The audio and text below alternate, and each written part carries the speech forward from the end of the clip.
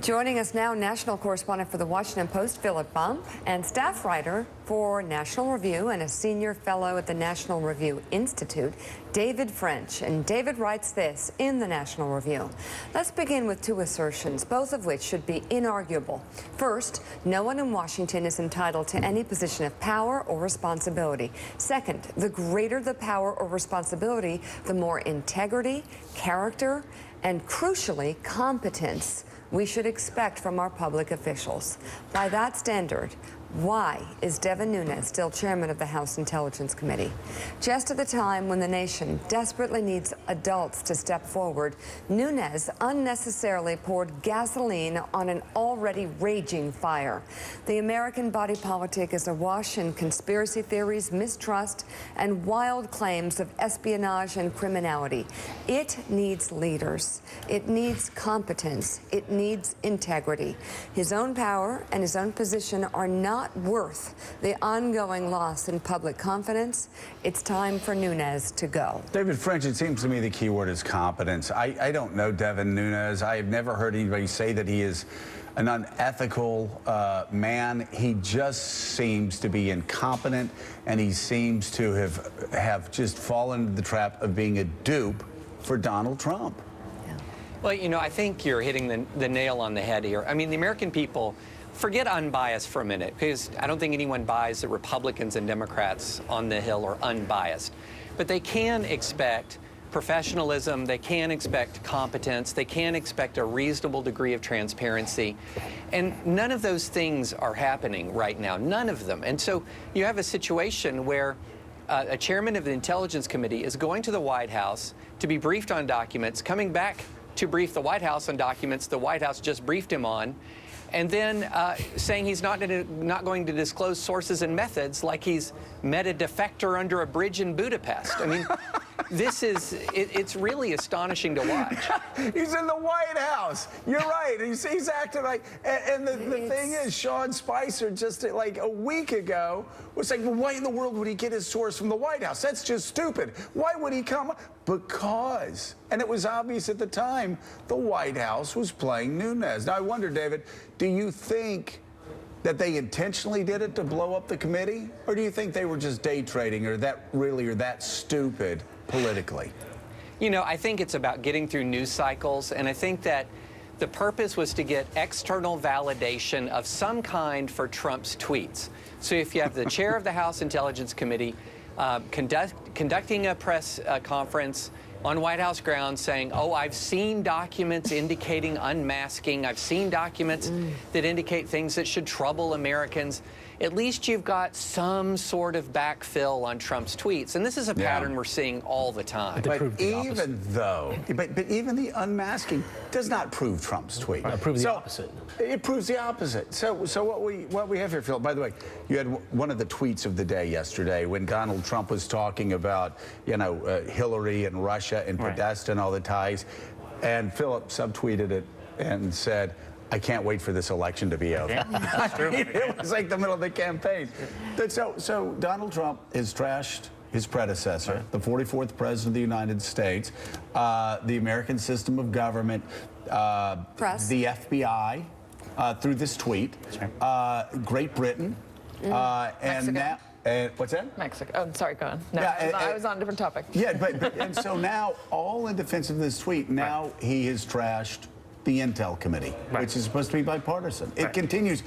I think Twitter can, at some point, declare that the most destructive tweet in the history of its Well, that's an interesting. I mean, I would hate to see the other contestants there, but I mean, I think it's important to note here that politically this is super easy. This is super easy. Politically, Donald Trump should ask Devin Nunes to step aside. He should do so because, A, we keep talking about it. We keep talking about his tweet. We keep talking about Russia because Devin Nunes is still there. It's and made secondarily, it's absolutely made it worse. Wait, can I just stop everything here? Why did we show the clip of Seinfeld? Because I like it. I love it because it's everything goes back to Seinfeld? Let's put a tease. A tease of a tease. It's a tease of a tease. No, it actually applies. Continue, Philip. Okay, no, that's fine. I'm curious what the Seinfeld clip is. I am too. But I mean, secondarily, Donald Trump should want this process to be as transparent as possible. The key point that was just made by Mr. French is that Donald Trump lacks credibility with a large part of the American population. The way to get that back is to have a transparent investigation into what has happened and answer all those questions. That Devin Nunes is still there makes that impossible. Remember, people held their noses to vote for Donald Trump, and they did so because they wanted to see two things. One, jobs come back, and two, Washington to start working again. So far, I don't think that he's presenting a position of confidence for those voters and going now all the forward. meetings are canceled. Now, David French, I don't know how transparent Donald Trump or anybody in the White House actually wants this Russian hearing to be. Well, I mean, the evidence is in so far that they don't want very much transparency. I mean, they've been obfuscating on Russian ties from the beginning. The White House has issued numerous false statements about contacts with Russia. And so I don't think transparency is the hallmark of this White House on this issue. And so the question remains, now, what are the investigations with credibility? So far, the Senate investigation seems to be proceeding more professionally. We know the FBI is looking into it. But right now, the House side, it looks like you're heading for a majority report that'll play well on Hannity and a minority report that will be featured on Rachel Maddow. And that's not what America needs right now. America needs a full accounting of this. You know, I can tell you, I live in Tennessee in the middle of Trump country, and I have people coming to me who are Trump voters all the time saying, do you think there's anything to Russia? Do you think there's anything to Russia? People are really concerned about this, and that's why we need professionalism, competence, and we need reasonable transparency here. He lives actually in the middle of Meacham country, Yes, he and does. that's what everybody asks him except for Meacham. And you know what Meacham asks him? What? Do you have any Grey Poupon? Yes, he does. David French, thank The you. Swanee guy. Philip Thanks. Bump, thank you very much. Wait, Rick was I going have to one ask question Philip for a Philip. question. My apologies. I actually No, it's an important, two the parts most for Philip. important question One, of the morning. Don't screw it up. it would be in the White House interest, right, to discredit the Intelligence Committee because they're the ones investigating Trump. Is it possible that Trump has gone about undermining the House Intelligence Committee? And two, there seems to be, we haven't heard anything from the Senate Intelligence Committee. What's going on there? Is there a serious investigation there? Right. So, I mean, to the point about the House, I mean, yes, it certainly is the case that Donald Trump wants to be able to respond to any negative information that comes out of the House Intelligence Committee with information of his own. It seems as though that's one possibility for how this whole thing got kicked off. But what has happened is it has been handled so poorly that Devin Nunes has lost credibility because of how it has been But that handled. serves the White House's interest. I don't think it serves his interest because when you have someone who is supposed to be running an investigation who seems as though he is both incompetent and in the pocket of the president, how are you going to come out with an objective analysis? seems problematic. I'm thinking it's a problem. Because you don't want an objective analysis, and you want to blow the committee apart. Exactly. But that's fine. But the key is whether or not you want an objective analysis, you want it to seem as though you had an objective analysis. There's no You way don't you want can an seem like you had an independent objective. commission. You don't want a special I think the That's our president world. thinks That's all world. This is everybody it. Where is it's going. stupid. Yeah. That's fair.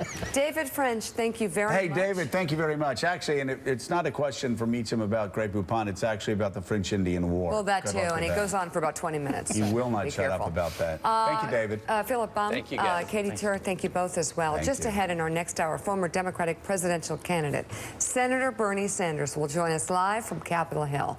Plus, now the Seinfeld reference.